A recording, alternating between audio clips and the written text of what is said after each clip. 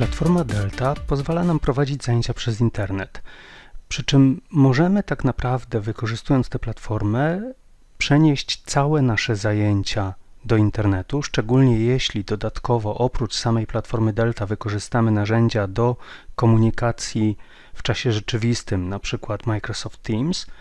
Natomiast nie zawsze musimy wykorzystywać tę platformę do realizacji całych naszych zajęć i wszystkich aspektów tych zajęć. Równie dobrze możemy wykorzystać platformę na przykład tylko do publikowania materiałów dla studentów albo do publikowania materiałów i komunikacji ze studentami, albo do publikowania materiałów komunikacji, realizowania testów online lub zbierania zadań od studentów. Także spektrum wykorzystania platformy jest bardzo szerokie. W tym filmie zobaczymy, jak może wyglądać kurs na platformie Delta, w jaki sposób może być skonstruowany, jakie elementy może w sobie zawierać. Zobaczymy to na przykładzie dwóch kursów. Na przykładzie fikcyjnego kursu Polskie Góry, który zresztą później będzie w kolejnych filmach wykorzystywany jako podstawa do demonstrowania funkcjonalności platformy, oraz na przykładzie realnego kursu, który jest realizowany na platformie Delta, kursu z analizy matematycznej. Zobaczmy najpierw, jak skonstruowany jest kurs Polskie Góry.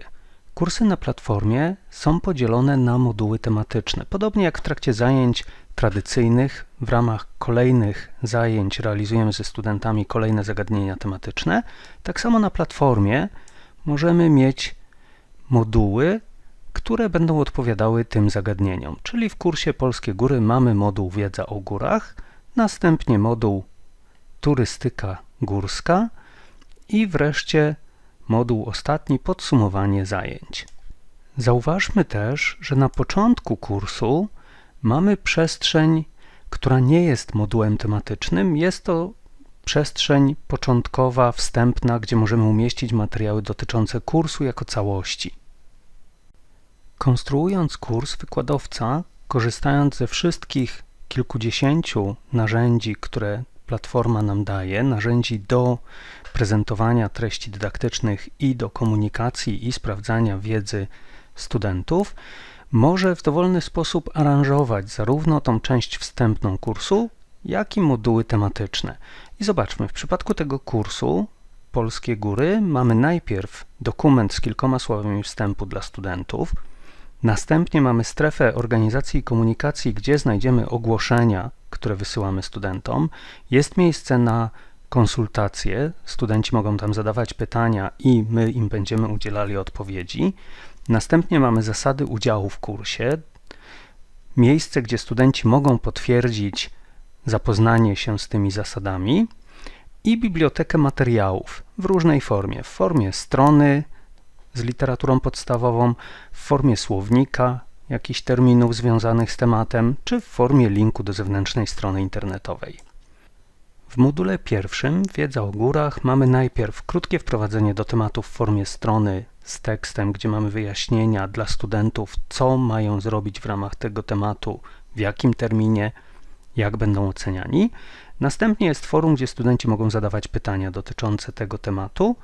Mamy znowu strefę teorii, czyli materiały dla studentów w różnej formie, w formie strony, w formie folderu z dokumentami, w formie kolekcji linków do stron internetowych, które studenci mogą również dodawać, czy też w formie dokumentu, tutaj akurat PDF. No i wreszcie mamy strefę zadań, gdzie znajdziemy forum dyskusyjne będące zadaniem dla studentów i dwa testy. Kolejny moduł, Turystyka górska, zawiera podobne materiały i podobne aktywności, z tą różnicą, że mamy tutaj dodatkowo głosowanie w części wstępnej tego modułu, a następnie mamy zadanie. Zamiast testów mamy miejsce, gdzie studenci mogą przesłać swoją pracę.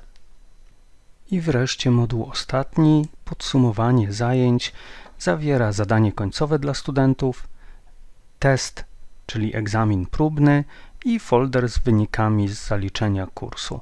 No i na samym końcu mamy jeszcze dodatkowo strefę opinii, gdzie znajdziemy kwestionariusz, ankietę dla studentów, gdzie mogą wyrazić swoją opinię na temat tego kursu.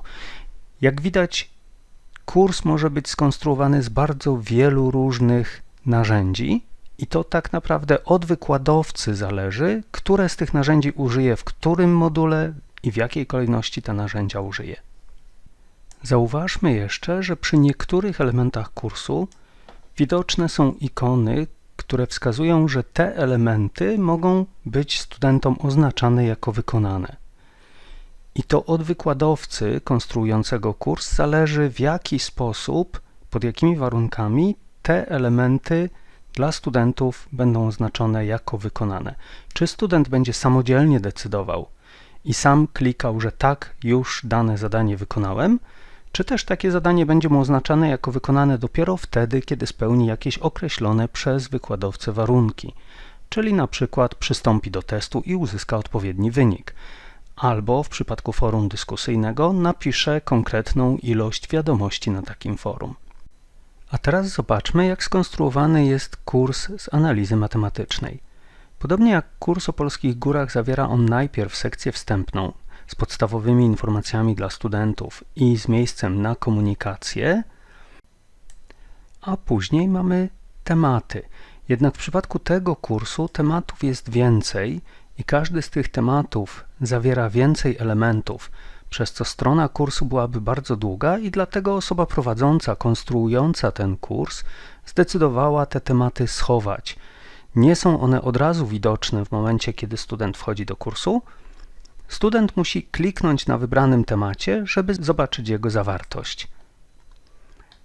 Zawsze jest wyświetlana część wstępna i wybrany przez studenta temat. I następnie student może na dole strony przejść do kolejnego tematu, albo korzystając z linku do następnej sekcji, albo wybierając odpowiedni temat z menu.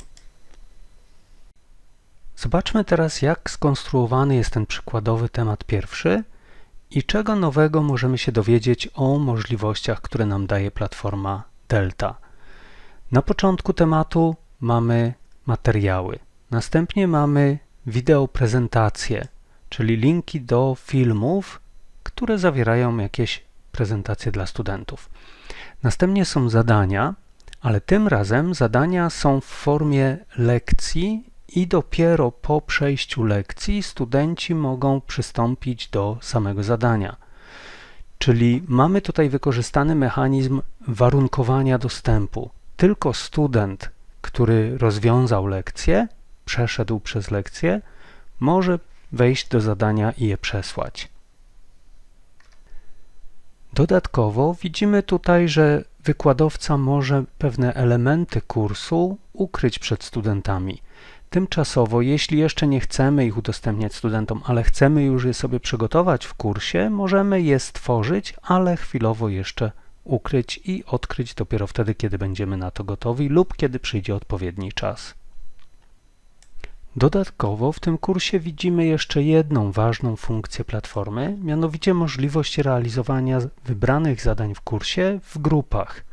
Jak widać tutaj, osoba prowadząca ten kurs zdecydowała się nawet stworzyć kilka różnych podziałów na grupy, czyli podzieliła studentów na grupy dziekańskie, ale na potrzeby różnych zadań stworzyła inne podziały studentów na zespoły tożsamościowe i zespoły graniczne.